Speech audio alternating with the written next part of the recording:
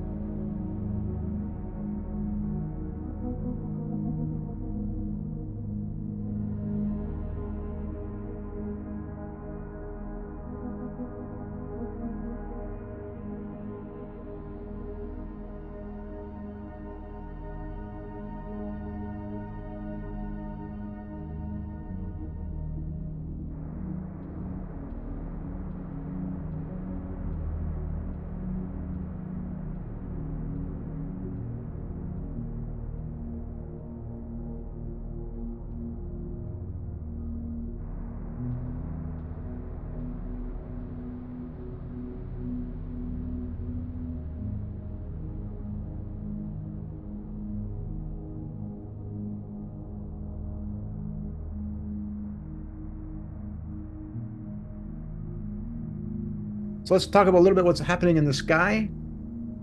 Wow, so May 12th, 5 days from now, is the full moon. The full moon is going to be in Libra, so that means the sun is going to be in Aries. So there's the focus of Libra Aries libraries of your lives, right?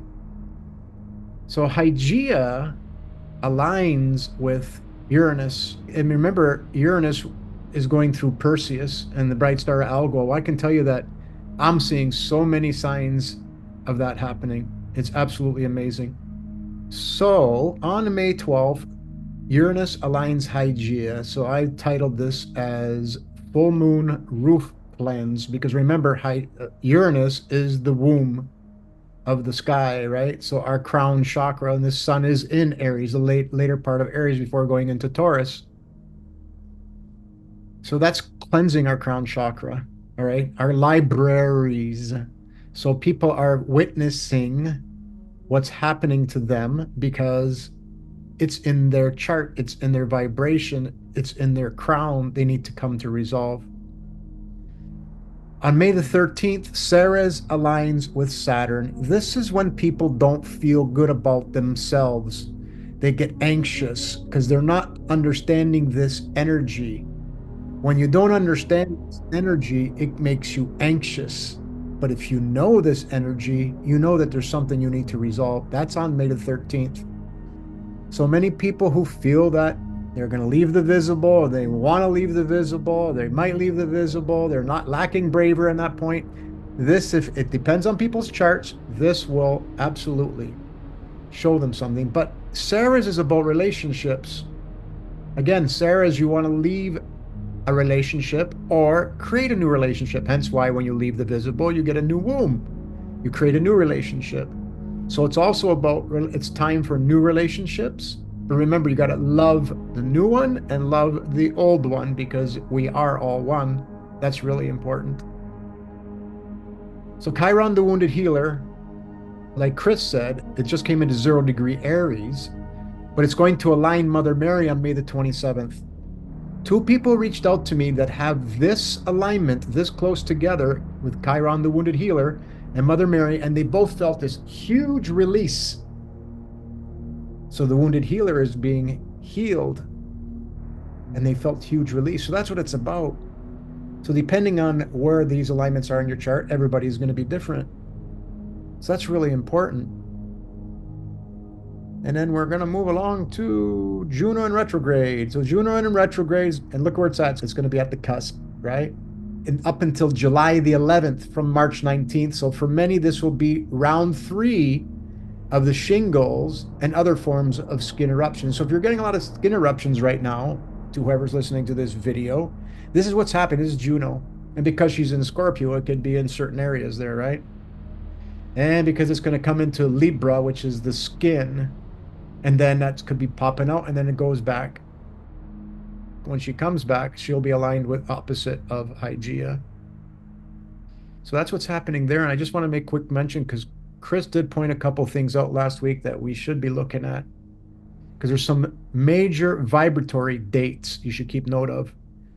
Again, it can flow right through you, it can invigorate you, or you can show you your internal resistance. May is quite the vibratory month that is harmonic, as we are on the cusp, the precipice of something beautiful. Just like the field of reeds, harmonics of the circle of fifths, we are being played like a finely tuned grand piano. So on May 29th, the North Node, this is what Chris brought up, the North Node will be entering Aquarius, and that's where the sun is at right now, right? This is the age of Aquarius, so this is really important, this date. So May is really manifesting itself beautifully, right? So just like a tuning fork, when it hits cusps, it is an absolute, beautiful vibratory energy. So May 29th, the North Node moves into Aquarius, because it goes backwards, right? And then the South Node moves into Leo.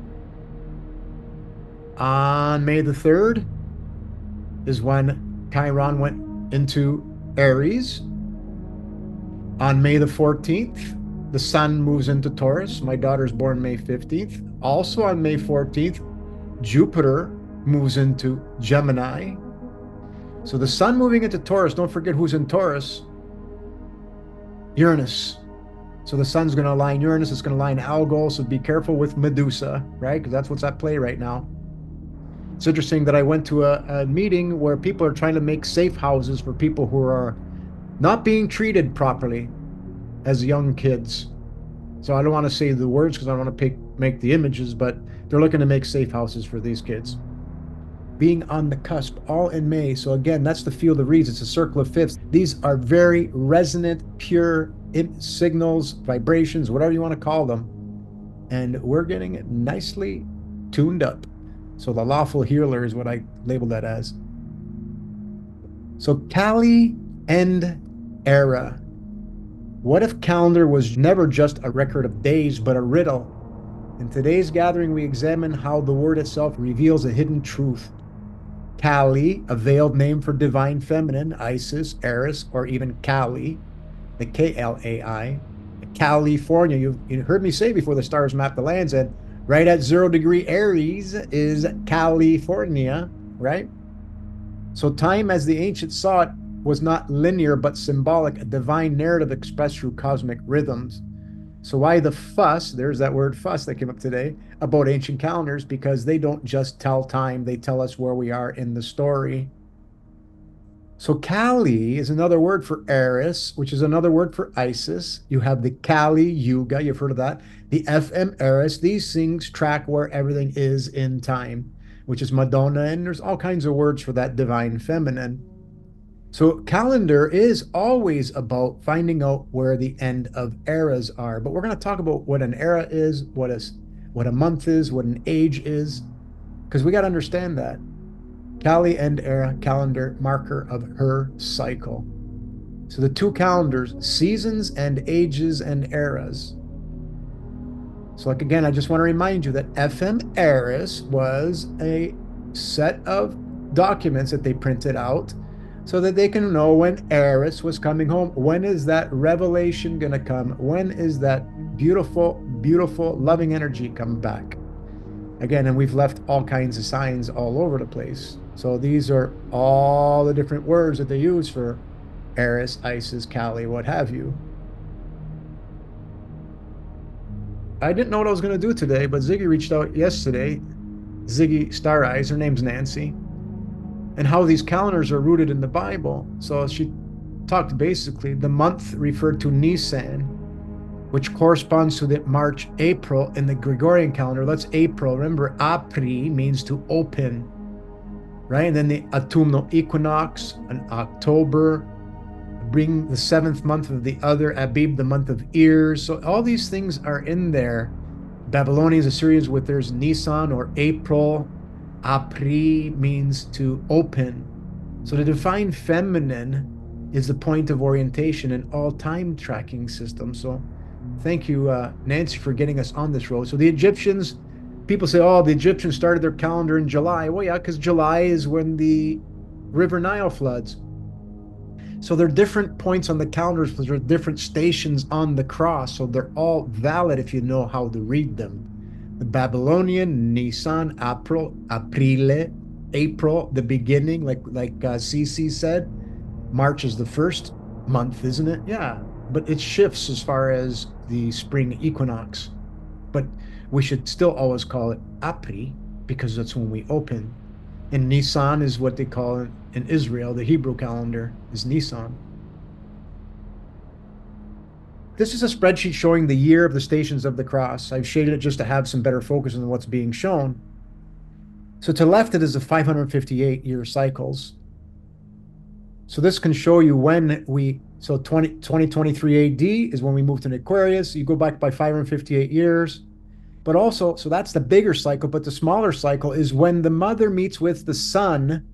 So she meets at 0 degree Aries. That was on April 15th, 2023. She's going to spend 114 years until she reaches the sun meets with the mother in the station across is 0 Taurus, then 0 Gemini 51 years later, and then because she does an elliptical. Okay, and then all the way across, back across to the Piscean age, which is a longer one.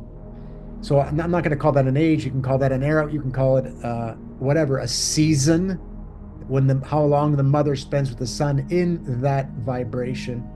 So we're terming this the Rosetta Wheel. So why? Because you don't need the Rosetta Stone, because we've already figured out exactly what the Rosetta Stone is trying to tell us. It's trying to tell us about these cycles within the cycles.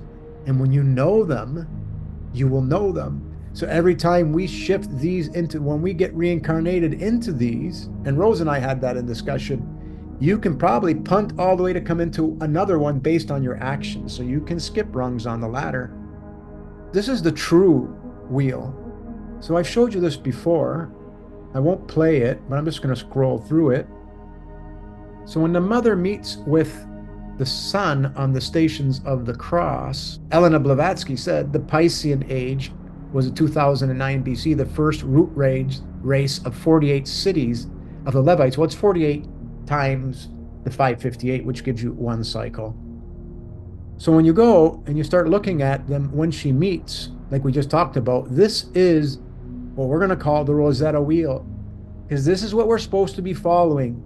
When you do this, you can go and you can see what all these events that are happening, like the Christ dying on the cross in 31 AD, which is the exact same thing that happened when you go 558 years later in the stars. So this is what we're going to coin as the Rosetta Wheel. This is the cycle that we go through. The stations of the cross, where the mother meets with the sun, you. So this is your journey. It's an infinite one. I won't go through this, but this is part of what Nancy gave us. The Hebrew month Nisan isn't just a date, it's a moment of metaphysical ignition. Its name derived from Babylonian Nisanu encodes a mystery, the seed Nun or Nut, the sky, right? That we're going to bust through, like we talked about with Rose and with Chris talked about, the vertex and being pulled in. Supported by the divine spark, Yod, and foundation, Samek. In this sacred phase, the inner light breaks through the soil of form. Like the phoenix, like the soul, like the sun, it rises not just in the sky, but in us. So again, the Nisan, I'm just zooming in here if people want to read that. Nun means seed fish, life hidden in the waters, a divine spark, seeds rise. These are all the beautiful words of Nisan. Like I said, these different calendars, they're just following the calendar I just showed you. The seasons of the sun when it meets with the mother. So that's when you meet with your own internal divine pure essence called love. So the mystic lens, I'll read this. Metaphysical arena. Nisan is the month seed bursts in through the ascending from the underworld, riding the current of the divine breath or intention. Very Phoenix, very Horus from the tomb. So the mystic lens, the month of Nisan here signals rebirth of the nation. Nehemiah is about rebuilding the walls of Jerusalem. Jerusalem is a zodiac. We've done that in homology, like the phoenix rebuilding from the ashes. So this is right here, the micro to the macro, from darkness to light, rising by design. This is Nisan.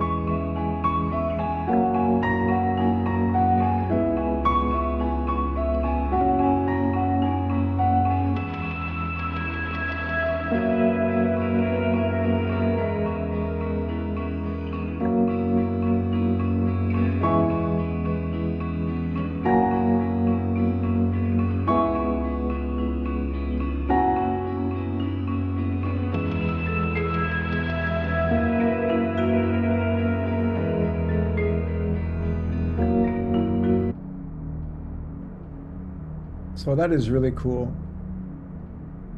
This is what Nisan is. Apri. So we should be changing the names of the month based on where the equinox shifts, because the seasons of the sun do shift by the precession of the equinoxes. So we'll be adjusting the calendars appropriately based on what's happening in the sky. So Nancy, also, go ahead. Word wizard here again. So San is then like sin and sun and sun. Mm-hmm. It's all looking at different angles to the son of the mother. Yes. And A is Adam, and I is self, and O is the field, and U is balancing. And wow, Nisan is the born sun or the new sun, like in kidney, the new kid. It's wonderful. It's wonderful to be able to look at it at different angles. Yeah. And I saw in some of these symbols in your starting screen something I have been working on lately. I will present it this week in the chat about the Mars sign, the male sign, and how the one compass becomes the other compass. And I'm excited. I'm excited. The strange way that it comes to me. Okay, thank you.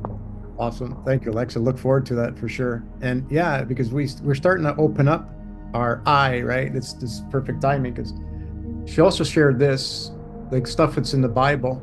Like, look at this.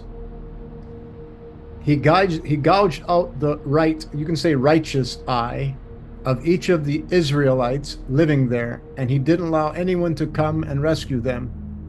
In fact, all of the Israelites east of Jordan, there wasn't a single one whose right eye, Nahash, had not gouged out. So this is what's meant, our third eye. So don't forget, all these are been mistranslated through all kinds of texts. So yeah, nobody's eye was able to be not gouged out, because it's the righteous eye that had been veiled. And then here we got... Sorry. Yep. The right eye has a different meaning for me. I had this hypnotic session in the mode of Dolores Cannon, in which I saw that out of the right eye of a skull came the male king, And what it means to me that without the guidance of the mother, one of our two eyes became fully male. And what I mean that when you look at the eye, it receives light. From that, it creates focus, which is male, which is the tower. So you can compare it to a shuttle antenna, receives the signal, but it sends out also again signal, which is left and the right brain combined in one action, receiving and sending. Absolutely. And remember that the third eye is what? So if you say the right eye, you can, when you say right, it's the okay eye, it's the true eye, but you can also the position of the right eye. A lot of people experience that the right eye has the main focus. That's one way to look at it. I took the right eye as being the righteous eye, which is the third eye. But I understand what you're saying because some people say the right eye is for the left side, which is the spiritual one, which is the feminine, and some people say the left eye is the masculine because it crosses across. But I think you can really connect it because 100%. together what these two eyes do, they meet in the middle, so it connects. Right. Right. Right. I feel that deeply.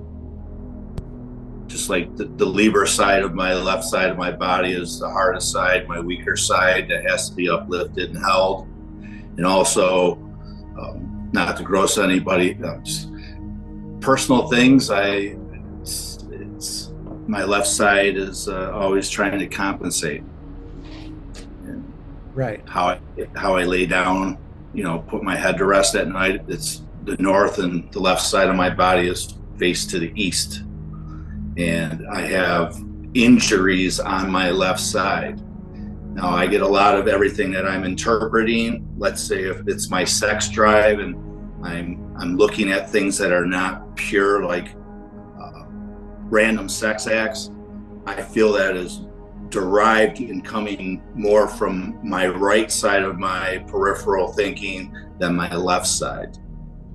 If that makes sense to anybody. That's just something I've been trying to pay attention to. Something's telling me, like, where are these thoughts coming from? The right side of your thinking or the left side of your thinking? Right. And what I'm trying to get across here is that until this one is awake, the confusion is there. And that's what gets to this next part. In the last day, God says, I will pour out my spirit upon all people. Your sons and daughters will prophesy. They'll start knowing what's happening, right? Prophetic prophecy. Your young men will see visions, and your old men will dream dreams. In those days, I will pour out my spirit, even on my servants, men and women alike, and they will prophesy, my servants. But all these words are ridiculously made by men. Okay, so I didn't go and re-look them up because we can read between the lines. And I will cause wonders in the heavens above and signs on the earth below. Well, this is the pouring of the waters that opens up this eye. That's what they're talking about. They're talking about this eye gets gouged out, it's veiled over, okay, versus spirit poured to cleanse it. Everything in the calendar is about this event, about lifting the veil and understanding who you are. The rest is confusion because the outside physical world is a reflection of your actions that you can see with your two eyes. Yes, one will be more male, one will be more female, but this one here is the one, the crystal inside that animates your whole body. Can I add something to it? Because sure, the best way for me, I can explain it that the third eye will become the first eye. In the trying to secure physical, not fully feeling the physical because you are in the womb, you react first with your physical eyes, and then with your third eye, you try to reason and philosophize what good or bad. But with the guidance of the mother, you will see with this middle eye first. You will see and understand and react from that. 100%, because that crystal eye, the third eye, which I agree, because even Tammy Malash has said several times, why aren't we calling that the first eye? So that crystal is what vibrates our outside reality to come so we can see it in the physical. That's our experience. That's Plato's cave. That crystal inside of us is what vibrates your experiences. And the more that becomes in tune and we're in tune with it, the better off we become, right? So the Tanakh and the New Testament, they offer symbols of what happens during age transitions. In one story, the serpent gouges out the righteous eye, a veiling of the third eye, the inner sight. In another, the spirit is poured out and visions return. We're getting visions, we can see, we're remembering. The veil lifts and prophecy flows. So now we get to see, just like the hawk can be there before you have your thought. The hawk already knows. It can prophesize, right? These are not myths, these are metaphysical weather reports. The shift from Pisces to Aquarian is one such moment. The question is, which eye are we seeing with? We're seeing with the third eye or first eye, the righteous eye. The other two eyes get to experience what we have vibrated the waters with our actions, our words, our images. Wow, Claudio, I want to share something. Okay. I once listened to Dan Winter. He's a wonderful person, and he said that crystalline information gets released by compression. And when we are living in the out of garden age, the compression comes from above, the electrical energy coming from top down to down compresses downward, and it ends up in our colon, where the cave is, where the conceptual child is growing. But once the mother comes at our side, and then the electrical pulse from below, which also is called the fountain of youth, the blue beam, it's upward. It ends up in our skull, in our third eye. That becomes the first eye. I almost had to cry, man. But it's all beautiful. It really is. It's so beautiful. It is both compression, but the one is gravitation and the other is uplifting, giving out wings. Wonderful. Thank you. You're welcome. It's just like the seed, right? The seed busts through. When does it happen? It happens in April, open. And we're all opening our pine cone. So this is... In Dutch, we have the word pril, which is a fresh, young start. Exactly. So we say unmoved mover. We are saying principle and attribute, light and illumination. The closest analogy is a battery that is not plugged into anything. There is nothing that has at least one attribute. What am I saying here? There's no such thing as duality. There's not two different ones. They are the same. So the 0, 1, and 1, these aren't two different ones. It's principle and attribute. You can't see light, you see illumination. Rest, and the opposite is motion. Inertia, force. Demodulation, modulation. Counterspatial, spatial. Wisdom, ignorance. Ignorance means you think that the one you see in the mirror is you. Look at me, look at me. Let me take pictures of me. Look at me, look at me, look at me. If you identify with that, you're not understanding who you really are because you're infinite. So that's where dielectric is the in, is the love, is the compression, which is really a vacuum. And then there's magnetism is the out, is the force. Agathon and purposed, self-proximity, materialist. Unmoved mover and causation. This is from Ken Wheeler. It's beautiful. So the union opposites, the 0 point rebalances spirit and forces. You have to really realize that the light is the ether, is the unseen, is the unmoved, is the pure potential, is the infinite, is pure love. And the only way to get there is by doing loving things and caring about everybody. We all have to stop saying, it's not my life, it's theirs, because they are in your world. It's yours. It's nobody else's, it's yours. When you see it and they're a part of you, it's yours. You have to be a part of it.